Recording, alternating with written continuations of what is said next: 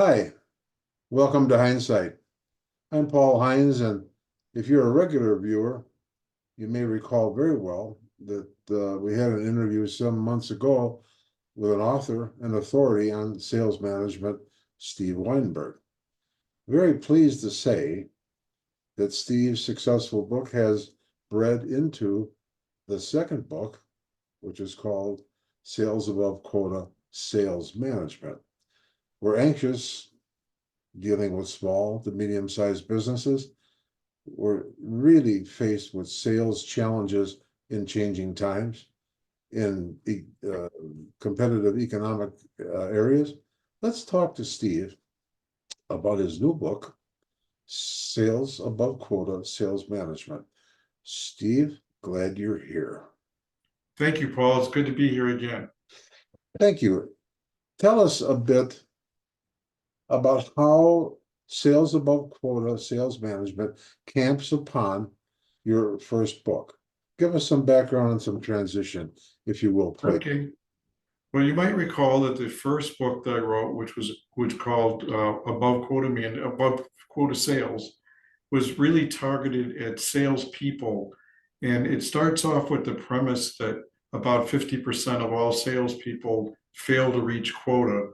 So the objective of the book was to help people achieve quota so that 50% would be down to 10 or 20%, because there's always going to be some people that are never going to achieve quota. And that was my hope in doing it, writing this book as a guidebook, the first book, for the salespeople so that they can improve their performance. Yeah. What I didn't cover much in the first book was what sales managers should do. And I addressed that in the second book, which is Above Quota Sales Management, which literally came out yesterday. So this is wonderful. Yeah, so this book was targeted at sales managers, and I cover many topics that I found that were really important to sales managers, like, what do they do to motivate their team, or how do they achieve their quota? Because in most places, the sales manager's quota is the sum of the individual salespeople's quota. So if they had 5 salespeople that had a quota of $1 million, and typically the sales leader or the sales manager had a quota of $5 million. So if all 5 or most of the 5 achieved their quota, the sales manager usually was very happy. But what I also show in the book is the importance of staffing, because one of the failings that I saw all the time was that sales managers are very comfortable chasing deals and working with the salespeople on deal by deal. They like doing it. That's what I like doing it. That was my favorite thing to do. I love getting up in the morning. Seriously, I love getting up in the morning and then meeting with the salespeople, finding out what was going on in their account, and strategizing with them and trying to figure out, okay, how do we win this sale? This was what really got my juices flowing. And what a lot of sales managers don't do is that they don't replace the poor performers, or they don't fill open positions. Because in my case, and I think in many cases, we don't like interviewing. We're not that good at it, and it takes a lot of time, and we'd rather be out closing deals. So in the book, I show an example. Actually, I show 4 examples of what can happen if 1 or 2 or 3 people achieve or exceed their quota, but one doesn't, and then maybe there's an open territory. In that case, the sales manager doesn't achieve their quota, and then their earnings and their future are impacted by that. And it's really a choice on their part as to where do they spend their time, right? What's the best way that a sales manager, having read your book and understanding the principles and the direction and the philosophy and the expertise, how best does the sales manager now convey the principles of the book into more productive above quota sales through your sales management after reading the book? Well, the first thing I think is a sales manager needs to change his or her priorities and move from just closing deal mentality to really working on trying to achieve the best organization. How do they set up their sales organization themselves? Do they specialize the salespeople by product or by territory? Do they have pre-sales people? Are they in quota? You know, how do they set that up? And then they want to achieve having the best people in their slots. You know, not unlike anything, let's say like a baseball manager that wants to have a star at every position. Well, a sales manager should try to do the same thing. So if there's an underperformer, they need to try to figure out, okay, can I make this underperformer? Can I help them achieve quota in the next 6 months or 12 months or 18 months? If they can't do that, then it's time to recognize that that was a mistake. Yes. And go on and get someone else. And the other point is the sales manager should be always interviewing, not just interviewing whenever there's an opening. So that if somebody becomes available that really is much better than anybody that they have, then the sales manager needs to hire that person and get rid of somebody that they do have. And very few are doing that. You know, they only interview when they have an opening. Going back and rewinding just a bit, the underperforming salesperson not being able to be managed effectively, what systems or procedures or tactics do you take in trying to motivate somebody to be an effective salesperson in your organization? Well, I think I like to see salespeople that are already self-motivated. But one of the things that worked for me was a lot of one-on-one coaching. So, sitting down with a salesperson, finding out where their head's at, finding out what their troubles are, what are they, what's causing them to do what they're doing, how are they preparing themselves for sales meetings, what are their, what is their understanding of why the prospect is buying, asking them a lot of questions and then having them answer. And then and going out on a lot of calls with them. I probably went out on thousands of calls with salespeople, and they were extremely valuable to both me and I think to the salespeople, because afterwards I would debrief them with the salesperson. I would try to minimize my role in the meeting. Sometimes it's a disaster and you have to jump in, but 90% of the time I would want them to run the whole meeting. And then afterwards I would go to a place, let's say a Starbucks, and sit down and say, okay, what do you think went well?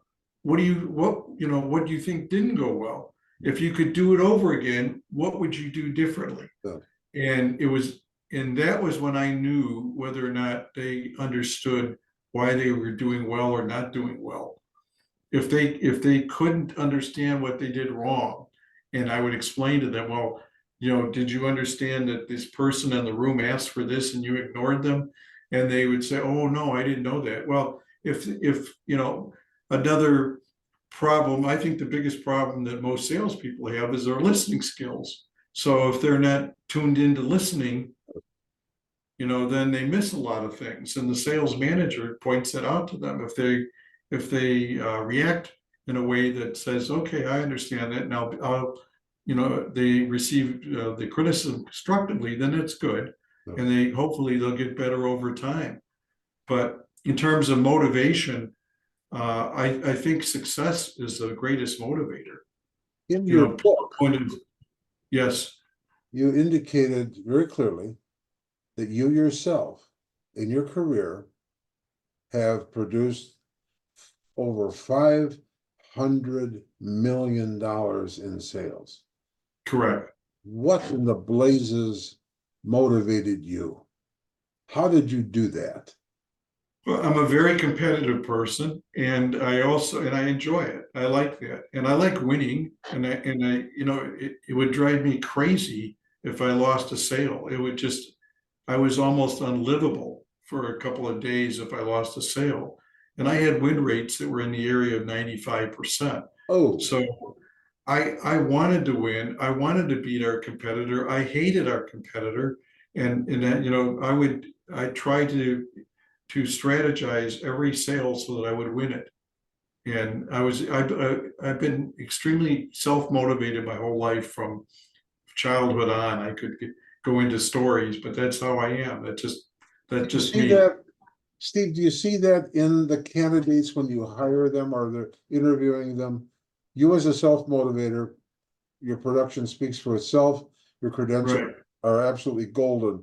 What goes wrong or what's different from the time that you interview a salesperson looking for, say, listening skills to the point where they're out there a year later and they've fallen on their sword without meeting what your expectations were? What happens? Why you saw something, but something didn't produce? What do you do then? Well, then you have to recognize you made a mistake. But I guess your question though is, why would I hire somebody that I thought was really, really good and it turned out that they weren't? And, maybe I missed something at the time of the interviews, but I think people are at their best behavior in their interview and they are, they give you all the answers that you want to hear. And then when they're out in the battleground, when they're fighting and they're out in the sales arena, then they win or lose depending on their own skills most of the time. And that's where a lot of them fall short. And perhaps I didn't recognize some of the lack of skills that they had, and in something like listening or building rapport, building trust. I mean, if they can't build trust, they're not going to be successful. And how do you see that during a sales interview? It's really tough to hear that or to see that. In our day and time now, as opposed to when you started in your career, what are some of the influences that are beyond the candidate themselves or the salesperson working and reporting to you? What are some of the characteristics and environs that have changed to make sales either more difficult, more challenging, or different tactics or methods are used? What's different about today than 20 years ago? It's drastically different, and I will say without any doubt in my mind, and in speaking with peers of mine, both my age and in titles, they'll all tell you that it's much harder right now, and there are a number of reasons for that. I think the number one reason is that the buyers are far more educated, and the second reason is they'll give you a lot less time when one-on-one time with them than they did in the past. And they understand, excuse me, they understand what you're selling now more than they used to. And they're less inquisitive. They're far less willing to listen now than they used to be, because they feel they're self-educated, Wow. and they bring you in farther along into the sales cycle, where in past you were in at the beginning. Now you may come in, let's say, at the halfway point or the three-quarter point, and sometimes they've already made their mind up. So I think the buyers are also a lot younger now than they used to be. So they're maybe a little bit younger and wiser, and they're definitely a lot more computer literate. Mhm. So these are people today, a lot of the people making the decisions today are people that have had the internet their whole life. They're Yeah, very used to, yes. they're very used to searching and finding solutions online, as opposed to calling in, say, 4 or 5 vendors and spending a lot of time trying to understand what each one brings to them. So Generally it's much more speaking, difficult today. yes, generally speaking, at what age or what level of experience in your sales position, your sales management position, should a sales manager generally try to hire someone right out of college or with a certain amount of years or broadness of experience? What would you suggest for the more or possibly the more effective candidate? How many years experience, if any? Well, a lot of companies approach this very differently. I mean, the company that I was recently with preferred to hire young people right out of college and pay them very little and hope that maybe out of 10 that 3 or 4 would make it. And they cost justified that by the fact that they were taking risk, but they weren't spending a lot of money on it. But at least in salary and in commissions, but they really were spending it. They just didn't realize it. Yes. So my personal preference would be to hire someone that has maybe 5 or 6 or more years of experience, even 10 years of experience. And obviously if they've been in the same industry, that's wonderful. But I think a lot of sales skills are transferable from one industry to another. I know I did it several times.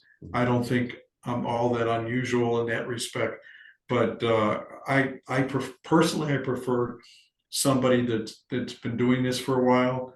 But in my last position, I worked with a lot of really young people right out of college, Really? and they're smart, they're eager, they want to succeed, but they don't have the experience behind them, and it's a tougher road to success for them. You refer in your book to cowboys. Tell us about Yes. sales cowboys. Sales, I use the term sales cowboys. People call them a lot of different things. Oh, And bet. then, by the way, cowboys is not a male term. It is a unisex term. It could be cowboys or cowgirls or men or women. Way So to go, the Steve. cowboys, Way to go. the cowboys are individuals that typically sell a disproportionate amount of sales within a company.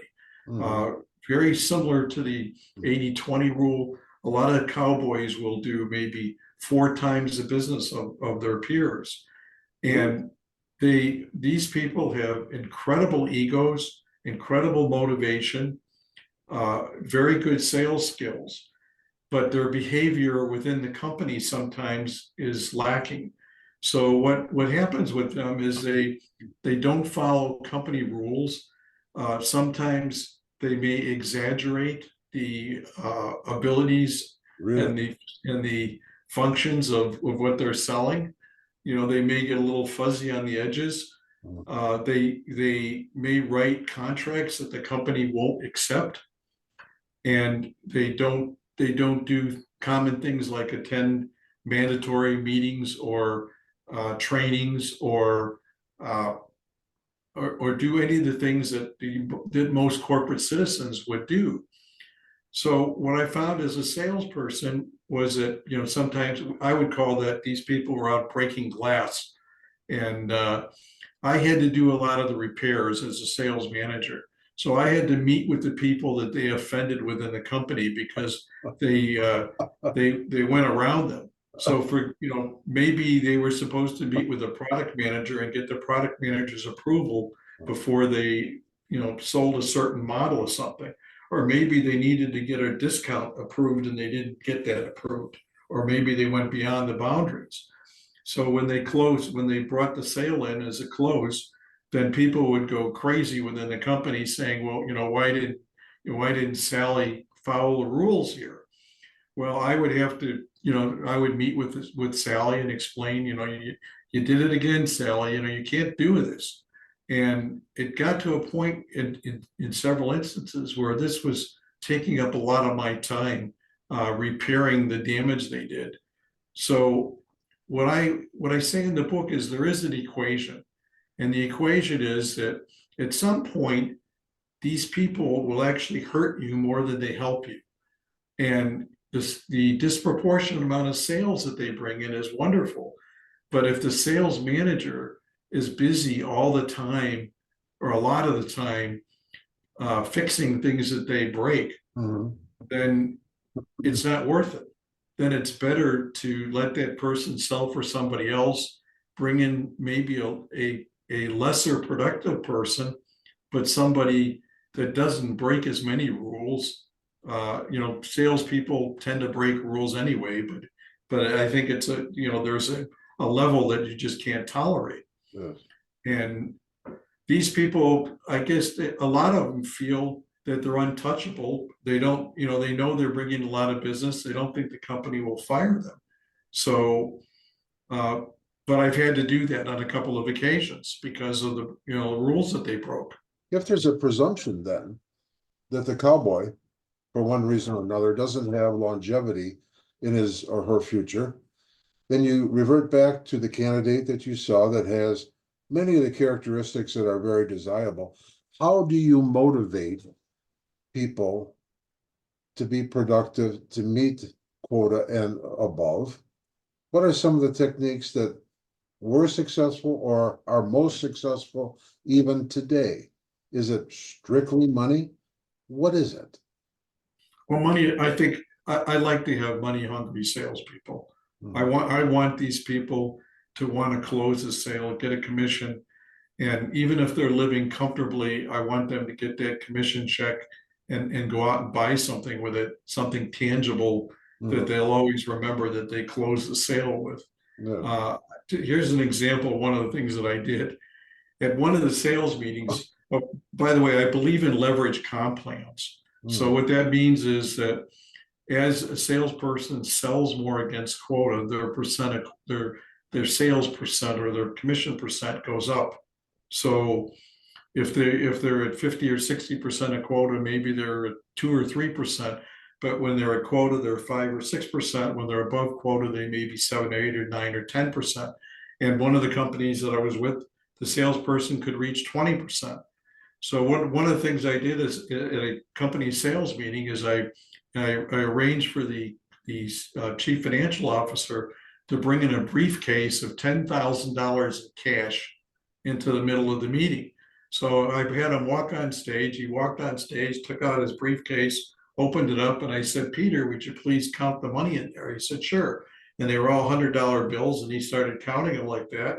And I said, "Well, how much is there?" And he said, $10,000. And I looked at everybody in the room and I said, "Well, that's what happens when you lose a sale. That's how much you just lost." So, that'll get their attention, right? Boy. Right. I mean, that's pretty graphic, right? So the salespeople, most really good salespeople have high egos. And that's one of the traits that I covered in the first book. Of, what do I look for in salespeople? And if they don't have a high ego, then I kind of wonder, why are they in sales? Well, what are they doing here? It's not it. Perhaps it's a misfit, because these are people that want to stand out. And if they want to stand out, how long does the drive to be a salesperson remain? Do they aspire to be sales manager, or do they aspire to do something else in the organization? What's likely, in your experience, to see? Paul, that's a really, really good question. And that is one of the most difficult problems that a sales manager deals with.